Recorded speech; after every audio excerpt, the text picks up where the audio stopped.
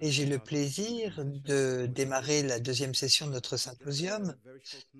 Note d'information générale avant que nous ne commencions.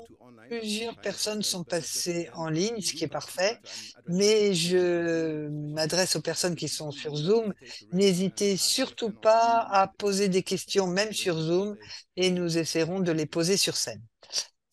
Donc, cette seconde session s'intitule «L'émergence de la diversité». C'est très large, un peu confus peut-être, et c'est un sujet qui est en pleine évolution. Je ne sais pas si on parle d'émergence ou d'attitude vis-à-vis de la diversité ou de l'influence de la diversité sur le cerveau chez la souris, mais de toute façon, ce sera très intéressant d'avoir les perspectives de nos trois excellents orateurs. On va commencer par Émilie Tonner qui va nous parler de cerveau adolescent. Ensuite, Marc Alissonnière Tang va explorer la diversité du langage par l'interaction entre genre grammatical et genre. Et nous allons conclure avec André Simpian qui va nous parler des aspects de développement et des racines du fossé entre les genres dans les carrières scientifiques et informatiques. Donc, je vais tout d'abord vous présenter Émilie Tonner, qui est thésarde à l'Université de Cambridge et qui travaille dans le laboratoire de développement cognitif. Et elle travaille sur l'isolement social chez l'adolescent et elle étudie les effets de l'isolement et de la solitude sur la santé mentale par l'utilisation d'imagerie par IRM. Et elle va nous parler des liens sociaux et du cerveau adolescent. Émilie, je vous invite à me rejoindre sur scène et j'invite la salle à vous applaudir. Merci, Émilie.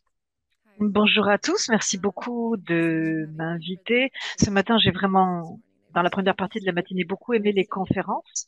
Je vais parler des liens sociaux et du cerveau adolescent. Donc, un point de vue différent sur l'inclusion, ça je n'en conviens pas, mais j'espère que vous trouverez cela intéressant.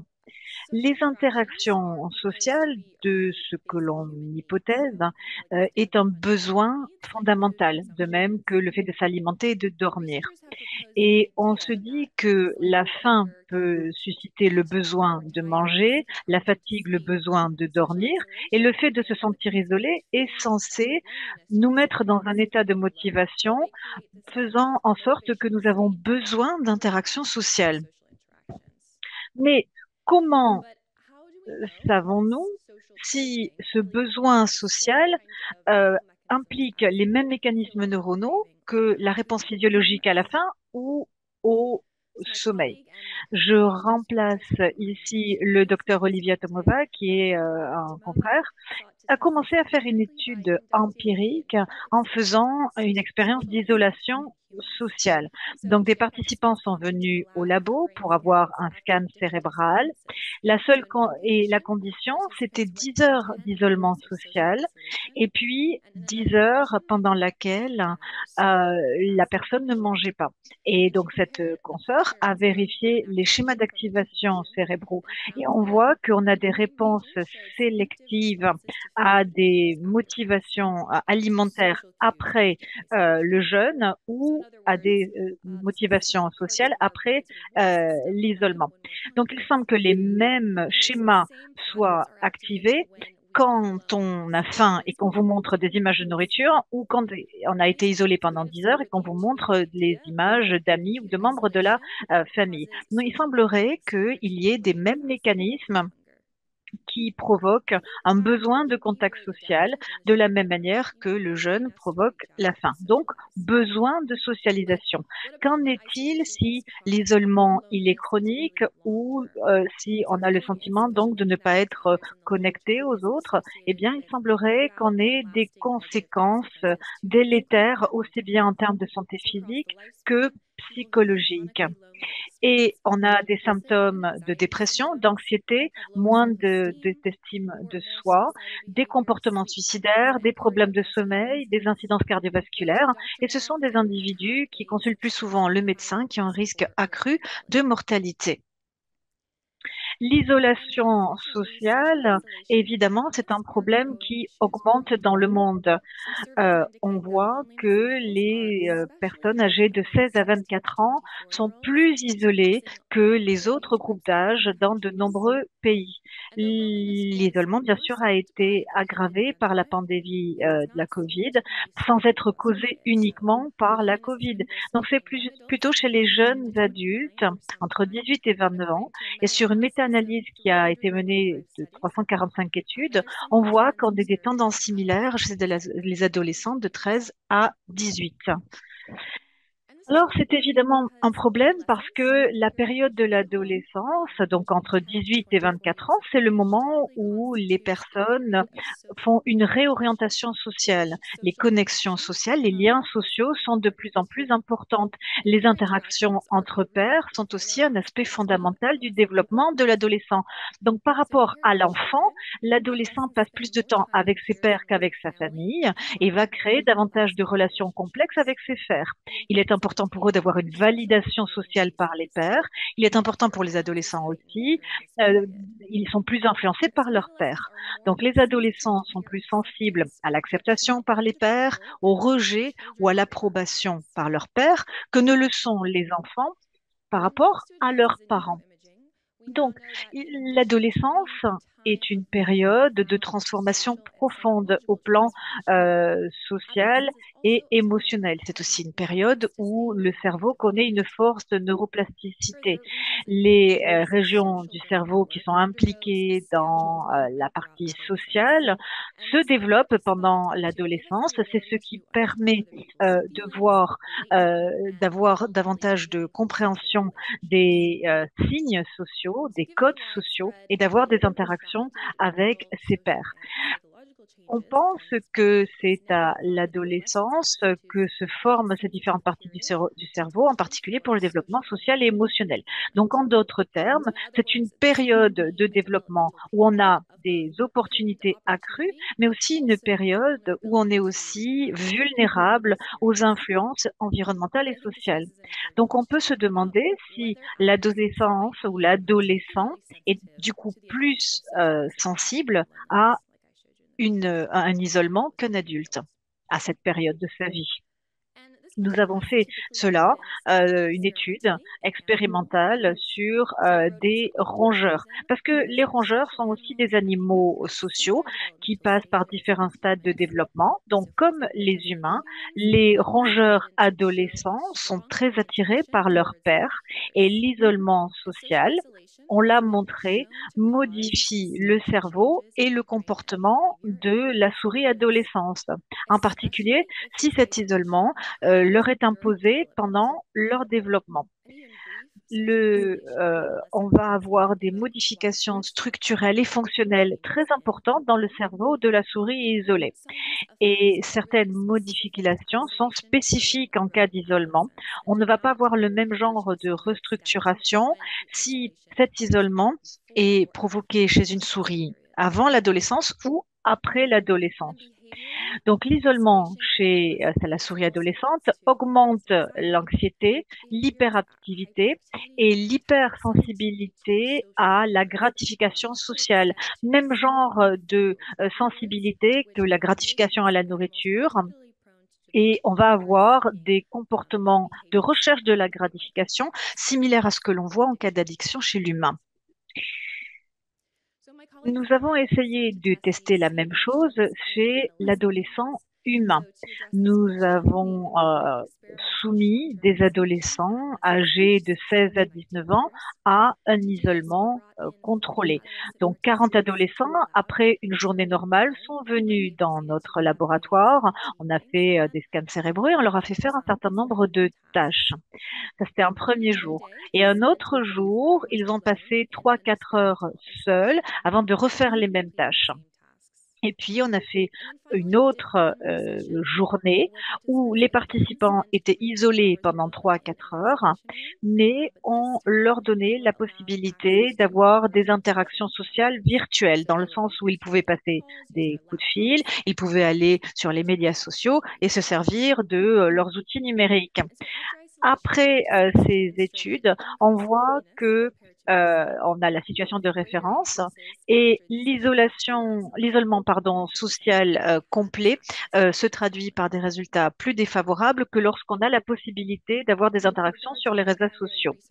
Cela veut dire que l'isolement va rendre les adolescents plus rapides et plus enclins à rechercher de la gratification, en particulier par le biais de retours sociaux. Il y a plus d'anxiété, il y a plus de recherche de gratification après l'isolement. Ça veut dire que la réponse neuronale est probablement un marqueur de la manière dont dont un individu réagit au stress produit par l'isolement. Et puis, l'isolement est aussi quelque chose qui va euh, provoquer davantage de comportements compulsifs, d'anxiété, de phobie et d'évitement des menaces. D'autres études ont montré que on a aussi bien sûr des résultats évidemment accrus, plus marqués chez les patients qui en amont ou les sujets qui en amont avaient déjà mentionné qu'ils étaient plus sensibles à l'isolement. Il semblerait donc que l'exclusion sociale se traduise par de l'isolement et toute une série de conséquences psychologiques et physiques. Ce qu'il faut retenir, c'est que même si on a une exclusion moins importante que dans notre étude, on a quand même un mal-être physique et psychologique. On a ici une tâche ici qui s'appelle le Cyberball, où on demande aux participants de faire un jeu contre d'autres participants, des participants qui sont dans d'autres salles. Donc le participant, c'est le joueur 2 ici. Et donc, il y a ici une balle qui est échangée entre différents participants. Et donc, le joueur peut choisir à qui il envoie la balle tout au cours du jeu. Par contre, ce que ne sait pas le participant, c'est que le jeu vidéo, en fait, ce n'est pas contre d'autres vrais participants, mais la tâche elle est menée par l'ordinateur, c'est-à-dire que les joueurs 1, 3 et 4, ils sont pilotés par l'ordinateur et la tâche est programmée pour que le joueur 2 soit parfois isolé du mouvement, c'est-à-dire qu'on ne lui envoie jamais la balle. Et donc, on a mesuré l'impact sur le joueur 2 suivant qu'on lui envoyait ou non la balle lors de ce jeu. Ce que l'on voit ici, vous voyez, on a catégorisé par groupe d'âge, 11, 14, 14, 18 ou 22 par 47. Donc, on estime que les adultes, c'est le groupe tout à droite, les jeunes adolescents tout à gauche et au milieu, le milieu de l'adolescence. Et on a demandé aux participants de donner leur ressenti sur leur humeur après ce jeu, suivant qu'ils étaient inclus ou ostracisés. On voit que leur humeur se détériore quand ils sont exclus. Tous les participants, quel que soit leur âge, mais le sentiment d'ostracisation et l'impact sur l'humeur est plus fort chez les jeunes adolescents et les adolescents entre 14 et 18 ans. Donc le fait d'être exclu d'une situation sociale, que ce soit dans la vraie vie ou dans le cadre d'un jeu vidéo, a une influence disproportionnée sur les jeunes adolescents et les adolescents jusqu'à 18 ans. On a répété ce genre d'études, d'autres chercheurs ont aussi fait le même genre d'études et on voit qu'en effet, il y a un impact sur l'humeur en cas d'exclusion. On va avoir une diminution de la performance de travail, de la mémoire de travail. On a aussi des impacts sur les traitements cognitifs quand on a été exclu, quand on a le sentiment d'avoir été exclu. Ça a été démontré par d'autres études. Donc, l'adolescence est une période de sensibilité accrue à des questions de santé mentale. 75% des adultes qui ont un problème de santé ou qui ont eu un problème de santé mentale disent avoir expérimenté certains symptômes avant l'âge de 24 ans. On voit que entre 2011 et 2021, on a une proportion accrue de jeunes filles qui disent donc avoir des sentiments d'anxiété ou différentes détresses psychologiques. C'était à 36% avant la pandémie, 57 après. On voit qu'on a une augmentation marquée du sentiment de euh, tristesse et de désespoir. On a les mêmes résultats que ce soit en Amérique du Nord, en Europe ou en Asie. Et dans les médias, on appelle cela la crise de la santé mentale des adolescents. On a maintenant beaucoup de preuves qui montrent que l'environnement social a un impact sur la santé mentale des adolescents. Et c'est vrai que le fait d'être rejeté ou accepté par les pairs, le fait d'être l'objet de harcèlement va avoir un impact. À l'inverse, on a des corrélations très positives quand on a des relations de qualité avec ses pairs, meilleure santé quand on se sent mieux inclus. Et dans différentes études, dans des contextes contrôlés, on sait que justement, en promouvant l'inclusion sociale, on peut éviter des problèmes de santé mentale. On pense que c'est une composante importante, l'inclusion sociale, des programmes favorisant la santé mentale des adolescents. Il semblerait aussi que la problématique soit plus marquée chez les adolescents qui ont par ailleurs été soumis à l'adversité dans leur jeunesse ou leur adolescence. On sait que quand on est exposé à la pauvreté, au harcèlement ou à d'autres types d'adversité, on va avoir une corrélation négative avec le développement de problèmes de santé mentale. Par ailleurs, le soutien social peut recalibrer certains des mécanismes de réponse à l'anxiété. Donc, les pairs, mais aussi les membres qui prennent soin de l'enfant et de l'adolescent peuvent modifier cela.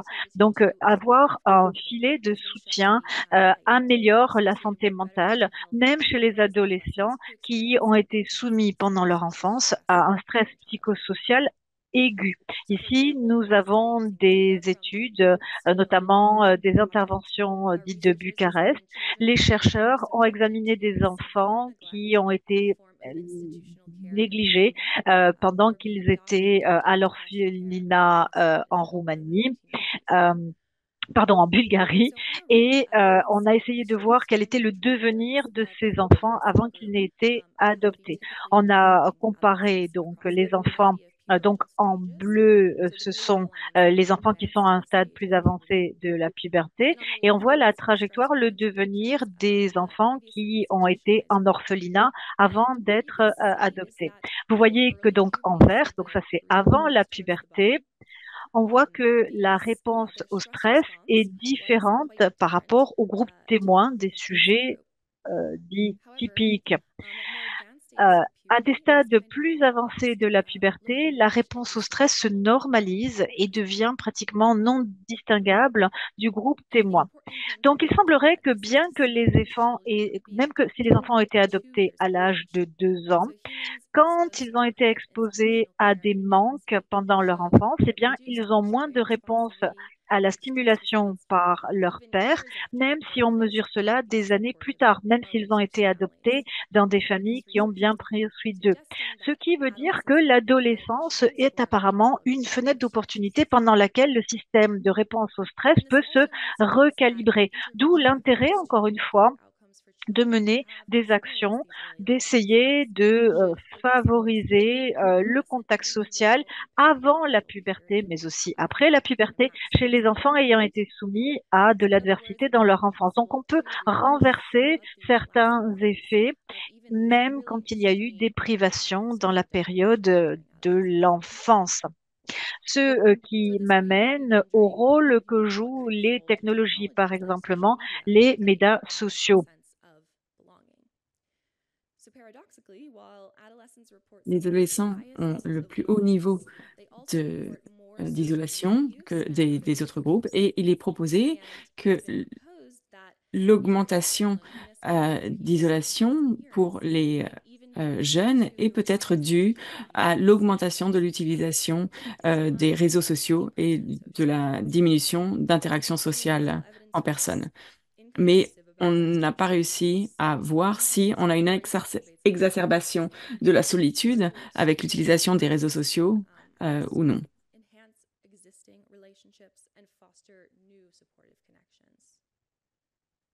Les réseaux sociaux peuvent être bénéfiques pour certains jeunes parce qu'on a l'idée de communauté, on peut se connecter avec des personnes qui ont les mêmes intérêts et ça peut amener des interactions positives, y compris en hors ligne, et ça peut amener des amis de groupes beaucoup plus vastes que précédemment. Par contre, cela a un effet délétère pour certains groupes minoritaires, comme des minorités sociales, les jeunes femmes, les groupes euh, LGBTQ+, euh, y voient une manière d'augmenter leur connexion. Par contre, 7 adolescentes de couleur sur 10 trouvent des contenus liés à leur ethnicité également. Beaucoup de jeunes disent qu'ils se sentent plus acceptés, soutenus pendant des périodes difficiles, capables d'exprimer leurs idées, ils peuvent y réfléchir et cela permet également d'avoir accès à des outils de santé mentale et cela encourage des enfants et des adolescents à chercher de l'aide et à lancer parfois des soins en santé mentale. Il y a également des preuves de l'effet négatif des réseaux sociaux pendant l'adolescence. Une étude d'une cohorte longitudinale d'un large groupe d'adolescents américains a démontré que les adolescents qui passent plus de 3 heures par jour sur les réseaux sociaux ont 2 fois plus de risques d'avoir des problèmes de santé mentale, y compris la dépression et l'anxiété. Dans cette session séparée où les participants euh, étaient confrontés à une isolation, mais ils avaient accès à des réseaux sociaux, on n'avait pas d'effet de rémédiation euh, et on avait uniquement une rémédiation sur une diminution des effets sur les euh, sur ce qu'il ressentait comme une menace. Donc on a uniquement un effet euh, assez faible des réseaux sociaux sur les effets positifs aux adolescents. Avant de conclure, je voulais vous parler d'un dernier point sur les adolescents et le développement de sa propre identité. L'adolescence est un moment important où on construit son identité, où on décide ce que l'on veut faire, ce qui nous motive, comment on se sent par rapport à nous et par rapport aux autres. C'est une étape importante dans le développement du soi, y compris ses objectifs et ses objectifs psychosociaux. Les adolescents sont fréquemment plus conscients d'eux-mêmes et ont une perception de euh, l'autre plus importante sur ce que l'autre renvoie sur eux-mêmes. Donc c'est une période importante pour l'individualité, la diversité, la créativité, la productivité, et c'est important de l'étudier de manière scientifique. Dans une étude récente, on a étudié si une fausse étude scientifique pouvait avoir un impact euh, sur le sentiment d'inclusion des adolescents à 6 mois et à 12 mois. Et voici les résultats. Au début, les adolescents se sont sentis inclus si ils se sentaient inclus sur leur identité sociale, c'est-à-dire par rapport à leur genre et leur ethnicité. Cette étude démontre que le fait que les adolescents se sentent inclus, ce n'est pas une question de contentement, mais c'est également, ça permet de former la science pour demain. Donc, en incitant ce sentiment d'inclusion dans ce thème, alors on pourra capitaliser sur ce sentiment d'inclusion dans cette période de développement. Nous pouvons inspirer plus d'adolescents dans les groupes sous-représentés à faire des carrières dans la science pour mieux représenter ces groupes sous-représentés. La connexion sociale est un besoin et la science démontre les conséquences de l'isolation, de la solitude et de l'exclusion sur notre cerveau et sur notre identité et notre bien-être. Mais la plasticité du cerveau adolescent montre une capacité pendant cette période formative d'y trouver des impacts très positifs. Donc j'espère que cette présentation vous a intéressé. Merci beaucoup de votre attention. J'ai hâte de la discussion à venir.